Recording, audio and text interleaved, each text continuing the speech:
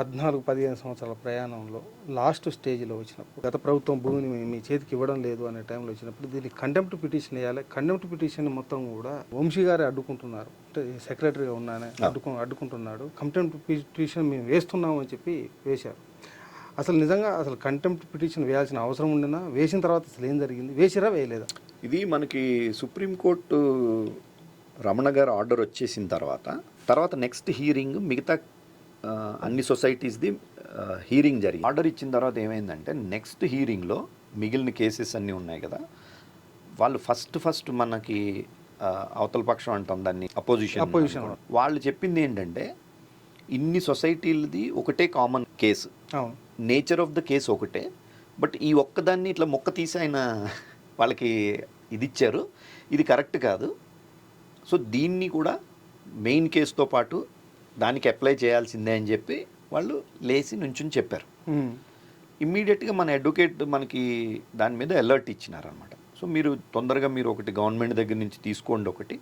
రెండోది ఏంటంటే ఏ విధంగానూ కూడా మళ్ళా కోర్టు మెట్లు ఎక్కేటట్టుగా మీరు ఏది వద్దు అని చెప్పారు. ఎందుకంటే అప్పటికే కొంత మనకి వీళ్ళ డిలే అవుతుందనడం, ఒకవేళ కంటెంప్ట్ వేయాల్సి వస్తే ఏంటి అన్న దాని మీద వాళ్ళు స్పష్టంగా చెప్పారు. ఏంటంటే ఇది మీరు అంతటగా మళ్ళీ మీరు ఇబ్బందుల్లో పెట్టుకున్నట్టు అవుతుంది. ఎందుకంటే వీళ్ళు ఆల్రెడీ ఇన్సిస్ట్ చేస్తున్నారు, రేపొద్దున్న అది ఒక పెద్ద ఇష్యూ అయ్యేలోపు సో మళ్ళీ ఏంటి మీకు ఇంకా ఫైనల్గా అవ్వలేదా, ఇవన్నీ గవర్నమెంట్కి ఆలోచనలు ఇవన్నీ ఎందుకు మీరు ఉండండి అని చెప్పి నాకు చెప్పడం కాదు. స్పీకర్లో ఇప్పుడు ఎవరైతే ఉద్యమంగా చేసి మేము వేస్తామని చెప్పి వేసారో వాళ్ళందరికీ కూడా మన అడ్వకేట్, పోనీ మన సొసైటీ అడ్వకేట్, నా పర్సనల్ అడ్వకేట్ కూడా కాదు, మన సొసైటీ అడ్వకేటు నేను స్పీకర్లో పెట్టి వినిపించడం జరిగింది. వాళ్ళందరూ విన్నారు కూడా. అది జూన్లోనో జూలైలోనో ఎప్పుడో జరిగింది, కొన్ని రోజులు ఆగినారు.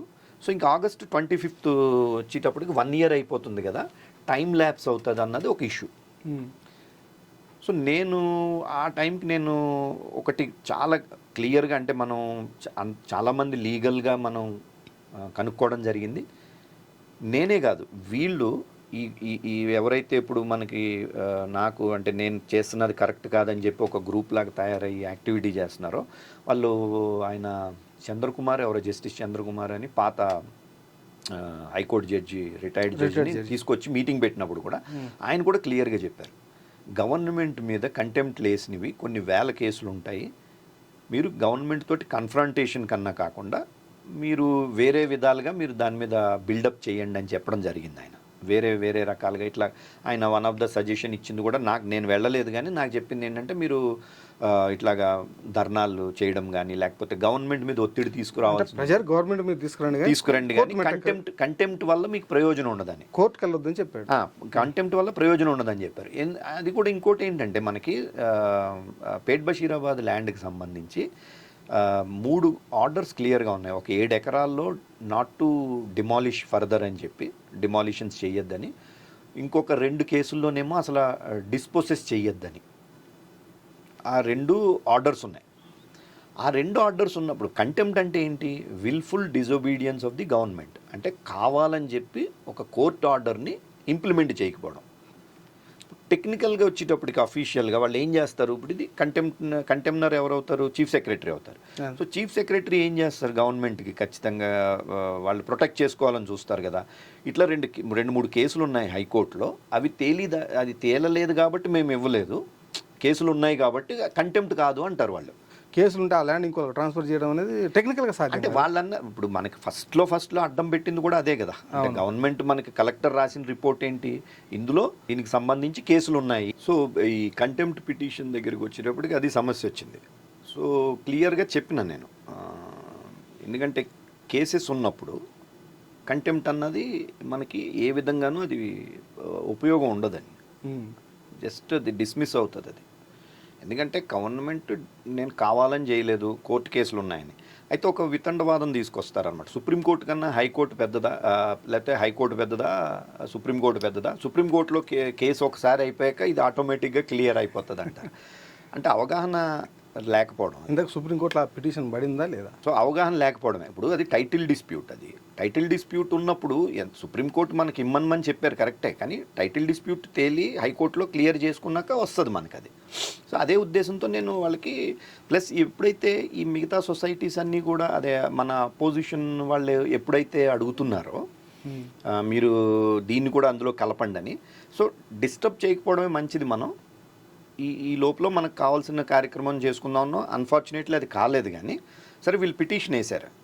పిటిషన్ వేసినప్పుడు కూడా ఎంత తప్పుడు ప్రచారం చేశారంటే ఈ పిటిషన్ సైన్ చేసిన వాళ్ళకే ప్లాట్లు వస్తాయి, కంటెంప్ట్కి సంతకం పెడితేనే ప్లాట్లు వస్తాయి అన్నారు, ఏదో సబ్సిడీ మీద ఇంతది అన్నారు. 200 మంది అంటే మనం ఎందుకంటే మనకి సర్వ్ అవుతాయి, కాపీస్ సర్వ్ అవుతాయి కాబట్టి అందులో చూస్తే 200 మంది సభ్యులు ఏదో సంతకాలు పెట్టుండే. సో కంటెంప్ట్ వేసిన రోజు ఆయన అసలు దాన్ని వాళ్ళు కనీసం గవర్నమెంట్కి నోటీసులు కూడా ఇవ్వలేదు.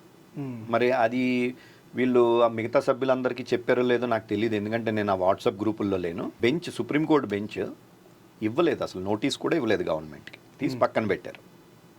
సరే మొన్న మళ్ళీ ఫైనల్ హీరింగ్స్ స్టార్ట్ అయినాయి. ఫైనల్ హీరింగ్ స్టార్ట్ అయినప్పుడు మళ్ళీ ఎవరైతే వాళ్ళ కౌన్సిల్ ఉన్నారో మొదటి రోజు నాడు ఆయన లేచి నుంచుని మాట్లాడబోయారు.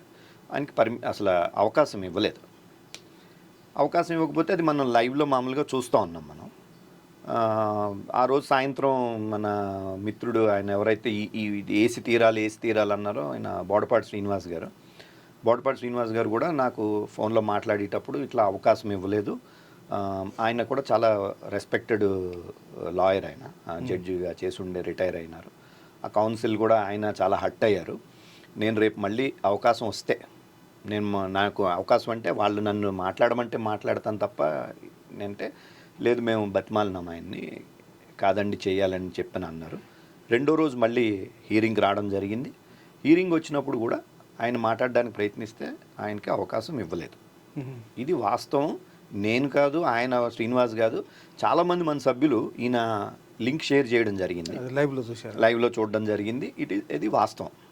ఇప్పుడు మేము దాన్ని వేయడం వల్లే మొత్తం ఆగిపోయింది, లేకపోతే ఈ 38 acres ఎప్పుడో వెళ్ళిపోనని చెప్పడం అన్నది వాళ్ళు చెప్పడం, లేదా ఎవరైనా సభ్యులు నమ్ముతున్నారంటే అది దానికి మనం ఏం చెప్పలేం, మనం ఏం చేయలేం. మనం